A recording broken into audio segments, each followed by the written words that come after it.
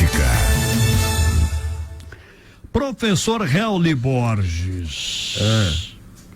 As previsões do governo Trump sobre a política brasileira nos próximos anos. Pois é, rapaz. O que ele está prevendo aí, professor? Sabe que o Trump, ele está tentando aí arbitrar várias questões no mundo, né? Primeiro começando com a questão tributária, depois tratando das questões da guerra, tem sido muito incisivo lá em relação à guerra da Rússia com a Ucrânia, tem sido muito incisivo também na guerra Israel contra a faixa de Gaza, muito embora lá a pressa seja efetivamente menor. Ele agora também tem no seu governo um departamento que dá uma olhadinha para a política internacional, especialmente para a política interna de alguns países aliados, entre eles o Brasil. Esse departamento, Flávio, ele tem tendo a seguinte leitura sobre o nosso país, né? Que as sanções sobre o Alexandre de Moraes, caso sejam aprovadas, não surtirão efeito, que o Supremo Tribunal Federal vai continuar julgando com mão de ferro todo o inquérito do 8 de janeiro e de toda a questão que envolveu ali o pós-eleição de 2022, inclusive com a possibilidade de uma punição exemplar para quem liderou e para quem financiou os atos antidemocráticos dessa data, e apostando que inclusive a condenação de Bolsonaro e de outros elementos ligados à trama deve acontecer ainda em 2025. O governo Trump também prevê a prisão do Bolsonaro, mas acredita que essa prisão vai durar pouco tempo. Por que o governo Trump acha isso? Porque o governo Trump prevê uma derrota do Lula nas eleições de 2026 para a direita. Ele acha que quem for eleito na direita vai dar ali um perdão, né? Vai conceder o perdão presidencial ao ex-presidente Jair Messias Bolsonaro. Então, é essa leitura que os americanos fazem de momento da política brasileira, que nada vai frear o Supremo, que provavelmente o Bolsonaro vai ser preso, que ele deve ser solto já em 2026 com a eleição de alguém da direita. Acredita que se o Lula continuar nesse mecanismo, nesse tipo de governo, ou pelo menos se ele não conseguir resolver o principal problema do Brasil, que é a questão econômica, que ele pode inclusive não chegar nem a segundo turno. Essa é a análise do governo Trump. E uma outra coisa importante é que o Trump diz, ou o governo Trump diz, que é o Senado de 2026 em diante que vai conseguir disciplinar o Supremo Tribunal Federal, porque ele acredita também que a maioria do parlamento brasileiro vai ser ligada à direita e à extrema-direita. Então essa é a previsão política que o governo Trump faz para os próximos 2 anos do Brasil.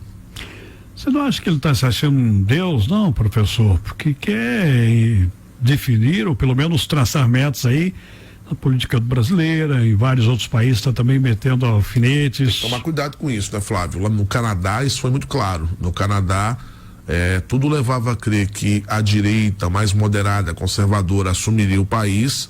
Só foi o Trump falar em anexar o Canadá que surgiu um sentimento de soberania nacional muito forte, e o Canadá continuou nas mãos de um partido progressista, da esquerda. Então lá é um exemplo típico, né, do quanto a interferência dos Estados Unidos atiçou um sentimento nacionalista, de soberania nacional, que acabou empurrando a extrema-direita para a segunda colocação. Então é óbvio, né, essa ideia da soberania é muito importante. Tem muita gente no mundo que seguia por isso. Então o Trump pode começar a ter algumas derrotas em países aliados por essa iniciativa de tentar uma intervenção mais direta em cada um desses países. É esperar para ver. Bom, em alguns pontos ele já recuou, né? Como a supertaxação, por exemplo, ele fez muitas... Tem gente que acha que foi até estratégia, né, Flávio? Quando você sai fazendo uma taxa de conversão alfandegária muito alta para forçar uma negociação, né? Muita gente achando que foi isso. Mas me parecia que em alguns momentos a própria política americana estava perdida nesse sentido, né? Porque ao mesmo tempo que criava um empecilho com as nações no planeta, por conta dessa questão tarifária, tributária, criava problemas internos. Porque afinal de contas, quem sofre é a própria economia norte-americana. E eu acho que o rearranjo, a casa foi arrumada, digamos assim, quando veio o resultado do PIB do primeiro trimestre, mostrando uma retração da economia americana. Acho que ali o Trump percebeu que não dava para ficar dando soco em ponta de faca, que era melhor negociar de forma bilateral com cada uma das nações, para buscar no frigir dos ovos uma melhor condição para o comércio dos americanos e para buscar uma melhor condição também para quem investe internamente dentro dos Estados Unidos. Acho que dali por diante o governo até se achou e passou a tratar isso mais nos bastidores, porque, Flávio, esse é o tipo de coisa que não se trabalha publicamente. publicamente, você primeiro que você causa um tremor no mercado. Segundo, porque você causa também um tremor dentro da sua casa. Quem investe, quem é empresário, quem tem ali as suas contas a pagar, começa a ficar receoso do que pode acontecer no futuro. Quem depende, inclusive, do minério, do aço, do petróleo que vem de fora, começa a ficar receoso sobre o futuro. Onde vai comprar, com quem vai comprar, que condições. Então, o governo Trump, a partir desse resultado ruim do primeiro trimestre da economia americana, passou a tratar as coisas um pouco mais, de forma um pouco mais discreta. E acho que esse tem sido um caminho razoável. Já diminuíram as taxas em relação à China. Existe agora uma perspectiva de acordos envolvendo a Europa. Já aconteceu um acordo envolvendo inclusive o Brasil, que sai da taxa de 25% para 10%, que é uma taxa dentro do operacional suportável.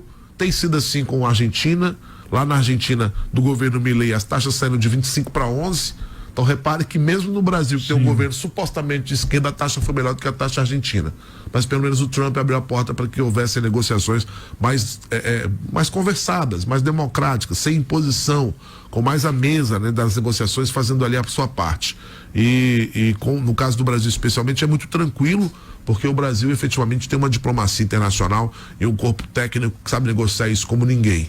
Mas é o Trump funcionando como polícia do mundo. Os Estados Unidos voltando com aquela velha política lá do século XIX, do Big Stick, do grande porrete para a América Latina, mas levando isso hoje para o mundo inteiro.